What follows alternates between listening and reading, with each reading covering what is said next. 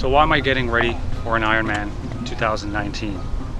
I've been getting asked that question a lot lately by a lot of colleagues, a lot of friends. I'll start by prefacing kind of my background. So the reason why a lot of people ask me this, probably more than others, is because I've come from more of a bodybuilding / CrossFit style background.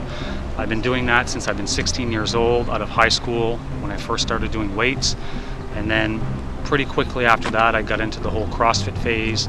And I've kind of stuck in that realm of doing stuff with weights and in that world.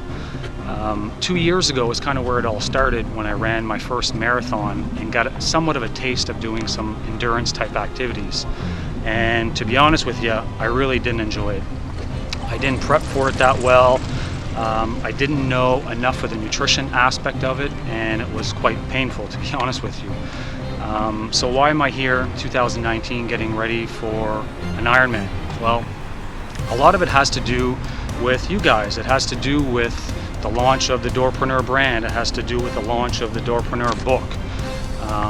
I really wanted to be able to put myself into a different mindset to where I could up my game for the next 6 to 12 months to be able to do everything that I'm planning on doing. Getting ready for such an event like an Ironman, yeah, it's a lot of work. It's a lot of hours on the bike. It's a lot of hours in the pool, and it's a lot of hours running. The physical part, I knew I could figure that stuff out. What was most intriguing to me was the mental aspects of preparing for an Ironman. Doing the weights was always something that was fairly easy, was fairly natural. Wasn't a huge commitment in terms of time. I knew that this was going to be the complete opposite, that there was going to be hours and hours and hours and hours every week put into this prep.